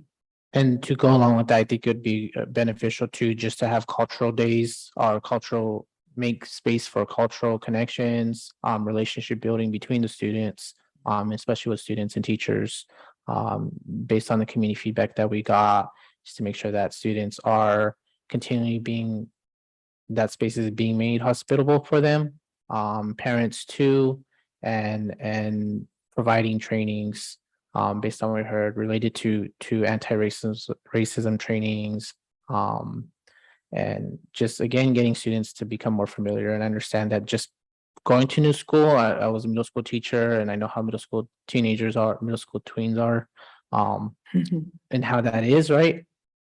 But also, I think that just makes the utmost importance, along with the academics, is that social emotional piece. That I know we've been working on, Dr. Alshire and the team, and making sure that the students are able to, that behavior management is not a problem, that is our first focus. Yes. And that was one of my earlier conversations with Mr. Walker regarding how do we bring our students together? And he just has a lot of different ways. And because they really subscribe heavily to the Kids at Hope framework, that has been very supportive. We'll continue to work at bringing our students together. Middle school is a different age. And even under normal circumstances, they need to work really hard at meshing. And so we'll continue to do that. And then lastly, I think for us too, for our board community outreach is possibly playing out the idea of prioritizing those communities and making those connections ourselves as we try to work and plan and set up for those outreach efforts across our district with our different communities. Thank you. So that concludes our presentation. The next slide literally says, thank you. There it is. Still have questions. We're not done yet. Oh, no, I said our Well, I have presentation. questions for you. Let's get them. So really, I would love to know the numbers on both ends. How many families or students were exactly impacted? How many from Dunbar? And then just to kind of get a figure in my head about the impacted families and then the amount of people that showed up at our public hearing. Let me share with you. I'm trying to see if I'm going to have the sheet. Maybe Mr. Quintana can pull it out for us faster. What we did is the very first week of the transition happening, we gathered all of the numbers of who transitioned and where did they go. And so we have a graph that shares with us where the students gone. The majority of our 6th, 7th, and 8th graders did go to Dunbar, and we had a couple that were at Herrera, others that were out of district and went to their middle school at their home school. And I know that we had one where the parent took them to closer to their work space where they work and a school near that. And so we were able to track our students. One of my commitments was that we started with 70 students that were going to need to transition. I wanted to account to every single one of them. Week by week, we are getting that report this afternoon to make sure that we're not losing our families and that they get individual calls if we're not aware of where they've been. Ms. Millsaps has also been able to keep track of where families are going, and many that have left our district are connecting back with her. And so I'm not coming across with that sheet to give you the exact numbers, but I think I got it pretty close. I think there was like 19, 18, and 20, but don't quote me on those numbers. I'll get you the real numbers here shortly.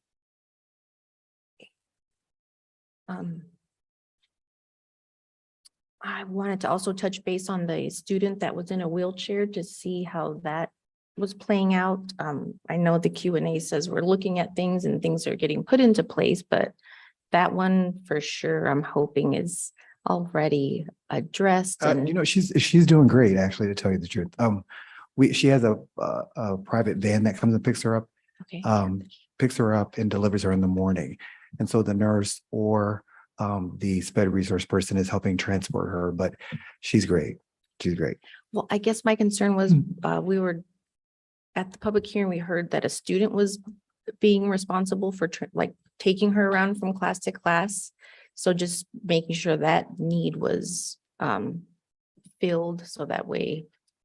Well, Or there are maybe students that explained, I should volunteer, say. but there's an IA that actually transport her from class to class. Okay, and that's Yeah. like in place as far as just support for her? Yes, and Okay. she doesn't rely on the wheelchair 100%, so she can walk, and she does try to. Oh, good, Yeah, okay. yeah. All right, well, thanks for the explanation. My Of course. apologies. I should have asked for that first. Oh, no, it's fine. So I have the numbers for us. We have one first grader. This is the numbers of students that transfer from Dunbar to Magnet. So we have one first grader, 2 second graders, 3 third graders, 2 fourth grade, 2 fifth, 19 sixth grade, 23 seventh grade, and 28th grade. So the majority of our sixth, seventh, and eighth grade students are at Dunbar, with 2 going out of town, and they were going to move regardless. And then we have another 2 that went to a neighboring district. And so we have 1 second grade at Herrera, 1 third grade at Herrera, 1 fifth grade at Herrera, 1 sixth, and 1 seventh grade at Herrera as well. So it looks like Herrera and Magnet absorb the majority of our students. And that's as of last Friday. I'm getting an update today. Okay, so kind of ballpark, what is all that together? 72 at Magnet. Okay. Perfect. And I'm glad you raised the point that other accommodations were definitely looked at, considered, and accommodated. So I'm glad, because I meant to clarify that was one of the things we did learn early about. So I appreciate it. Lastly, just communication wise, I'm wondering if we know which impacted students we were going to have, why wasn't the postcard also sent to the Magnet parents, since it would be kind of a small number? And then why wasn't social media used in this instance? Let me do the first one.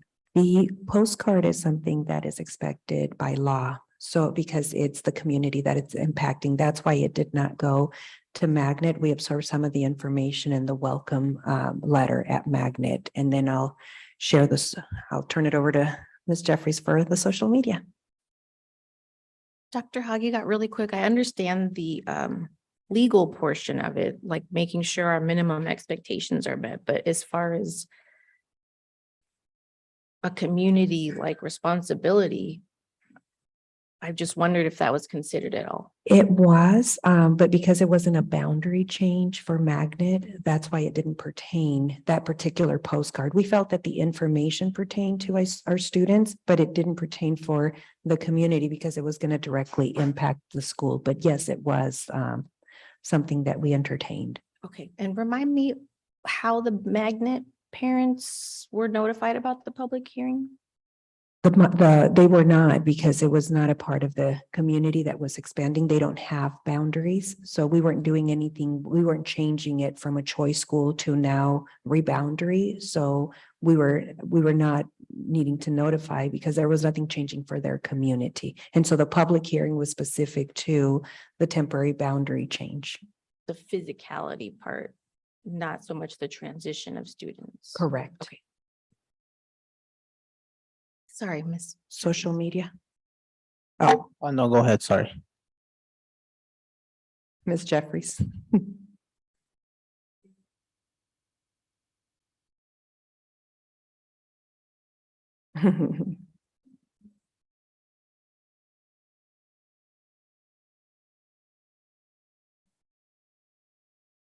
Right, thank you.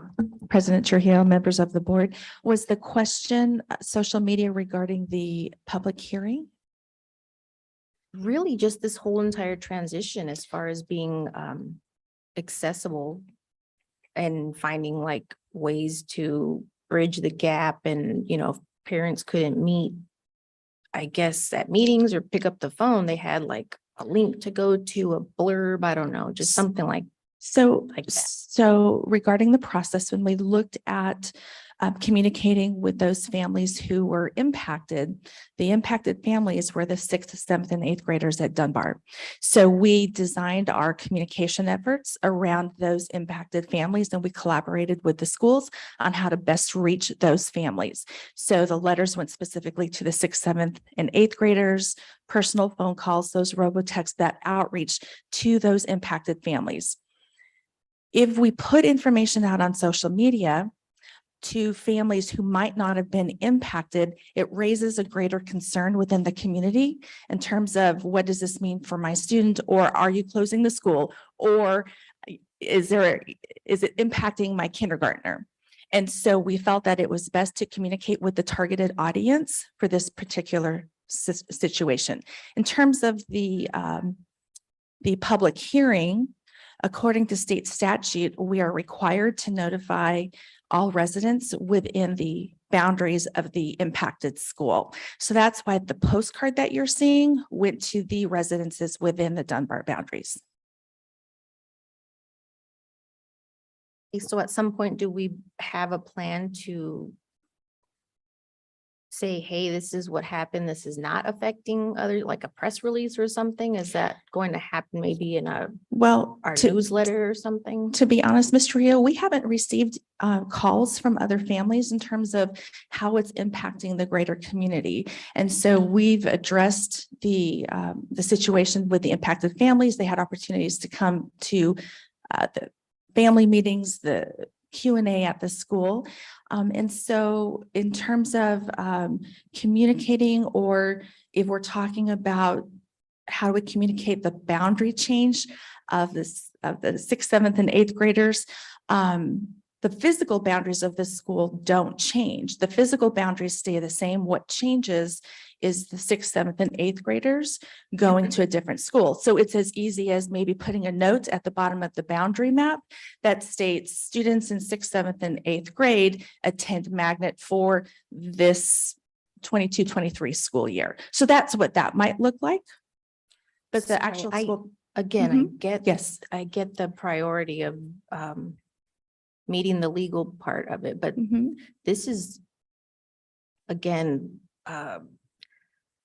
almost like a culture change. We're going into like a new space. We don't know what's happening national wise. So it's, I guess it is important in my head to communicate what is going on to our community, whose tax dollars pay everybody's salaries, whose tax dollars go into both of these schools, who are transporting kids here and there. So I believe we have a responsibility to communicate things that are going on and be transparent, right? So if we do it right now in the moment and that's not best, I completely understand, but at some point, And that's what I was going to add. gotta do that. I think it gives us a future opportunity here, to the point that you're raising, that we don't know what the future holds as we continue to have the shortages. So to really have those thoughts put out there, and perhaps it looks like, as we highlight our transition to Magnet and how well our students are doing, and, you know, that part of celebration, but also share some of the other points.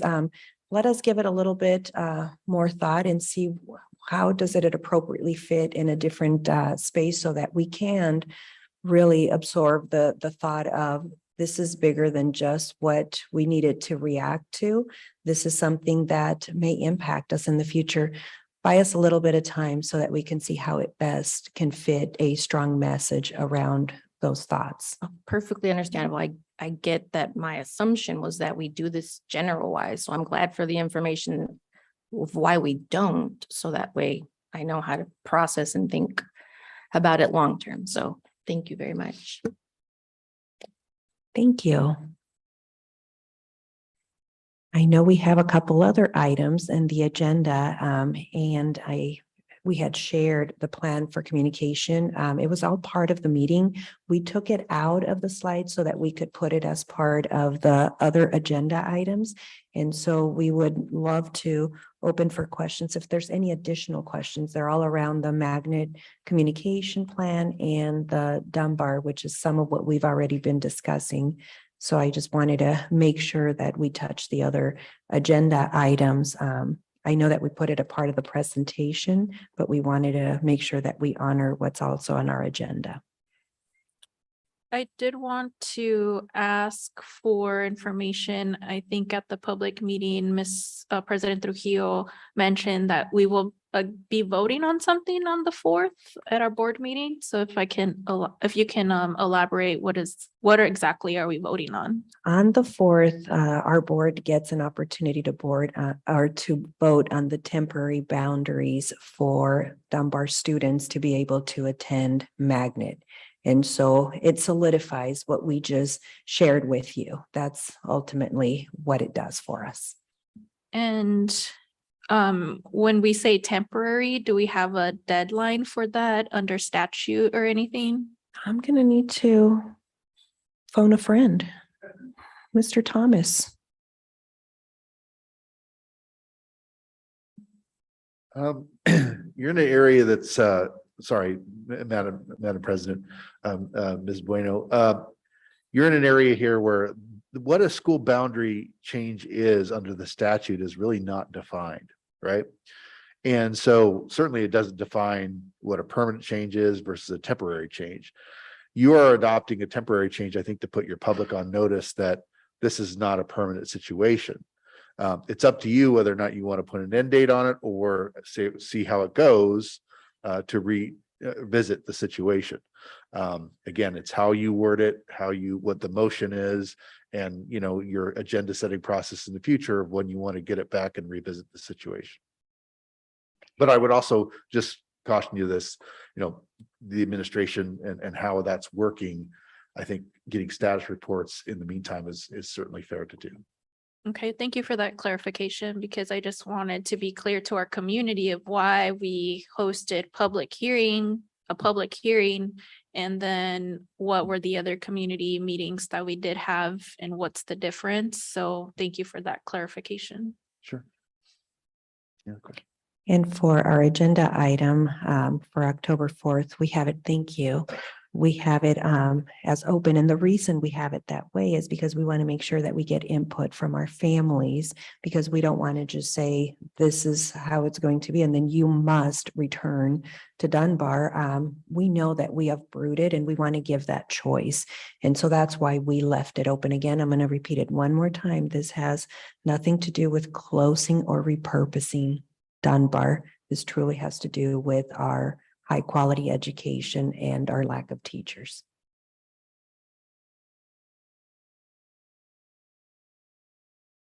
Thank you for that clarification. For me, just as follow-up items, I would love to receive that feedback from our parents, and then the feedback from our teachers that you discussed earlier.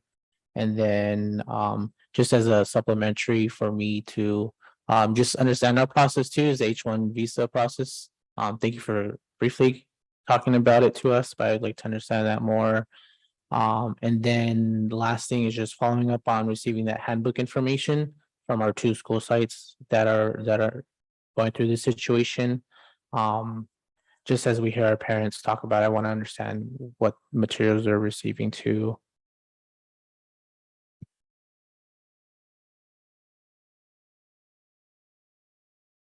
I'll turn it back over to you, President Trujillo. My apologies. I got a message from Dr. Diaz that she didn't have a link. So I felt really terrible that I better hurry up and get this link to her in case she is available to look at the last end of our meeting here. So I missed the question, Mr. Carrillo. I'm sorry. Was there a question? No, it was just No, next there- steps for Dr. Hagiga. Yeah, I was just turning it back over to you so that we can look at some of the areas that we may not have reviewed yet on the agenda.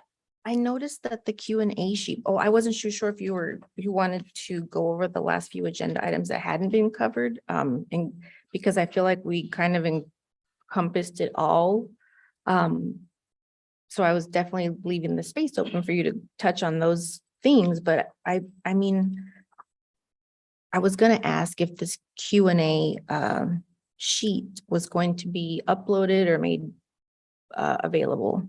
It is the one that are from the public hearing community. That one is already available for our community to see.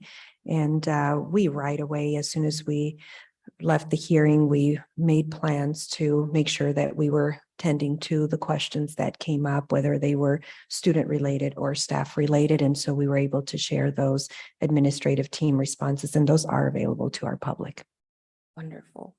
And then again, we're going to talk about this on, I'm not too sure. Are we going to talk about this again next Tuesday, the way it's going? I wanted to get a little bit more direction.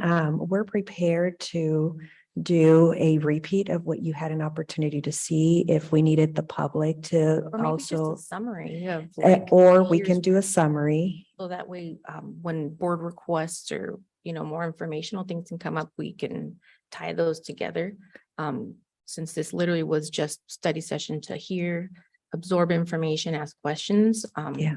So I My completely will- recommendation is that we have the opportunity to present what we presented to you. You've had to, you were already able to dig deeper, but it gives our community the same information that you received.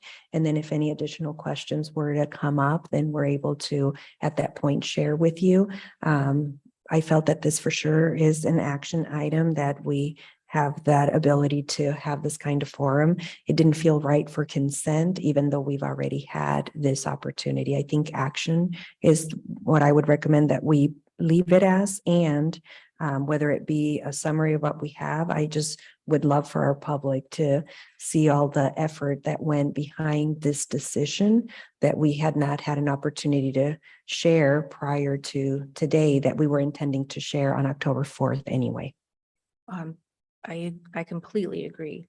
And again, also, like, I will connect with Dr. Diaz as like a follow-up, because I know she wasn't able to attend, but I do know her job does keep her from the most, participatory measures. So just really taking that into consideration and reaching out to her, I think would be helpful. Absolutely. So other than that, I don't have any further questions. I'm patient with waiting until Tuesday, but I do want to know if our agenda was posted for Tuesday. There is one area that we're waiting for, which is the AEL. There's a certain number that our consultant is working on so that we are able to present the board resolution. We can do one of two things. We can post with the question mark on that number because they're trying to get us as more accurate information as we could possibly have. And then we can revise to do that. Or I don't know, Mr. Quintana, have they reached out to you this morning to share the AEL number? Excuse me. We got an email this morning, and but it doesn't have the information, so I need to read through it. And Yeah, so that's our holdup right now. And so I think what I propose is that we post with that question mark so that you have the information that you need for the other items. And this one will change the date and upload the same presentation that will then be again represented on October 4th. And then we'll go ahead and do that now so that you can have that hopefully before 3:30 today. I'm definitely on board with that, but I haven't gotten to discuss with Vice President Bueno if she was able to also look at it and approve. Okay. Yeah, so we'll move in that direction. If we get the number that we're looking for in the next hour or so, then we'll have a complete agenda and we'll let you know. But we'll post. Thank you both very much. Thank you.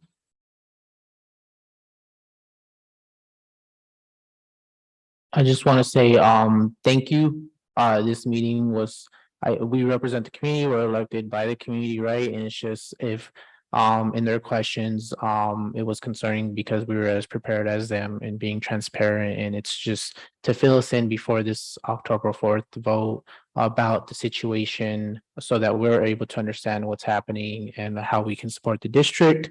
So I do feel better. I do feel more informed. And retrospect, of course, I wish in our list of shortcomings is going forward is making sure that we are more prepared and take a more in-depth approach at looking at such serious cases like this and setting time aside to talk about these incidents when we do have the time and we're able to have the capacity for that focus. And then but overall, again, I'm glad that we were able to come together, such a high pressure environment and situation, and talk about what's happening to inform our community and just realize that we are a team, and it's not that no single individual is responsible for any mishappenings or unfortunate events, but that we are a team. And if we have to lay it on the table, we will, to figure this out and hash it through for the betterment of our community, in service to our community. So I thank you. That's why I call this meeting. So I'm glad that we were able to accomplish that and move forward to work together and guide each other on how we can better serve our community. And I know I'm being redundant, but that's what I believe to be true and am committed to. And just one last thing for me is just to follow up. not related to this, but in terms, and I wanted to follow up a while back, was just an update on the Goldwater Institute request. Just a board update on that. I had read it and that concerned me, so I just want to understand that situation better. Thank you. All right, hearing no other concerns, do we have a motion to adjourn our study session? Alicia Vink, so moved. Reggie Carrillo, I second. Any discussion?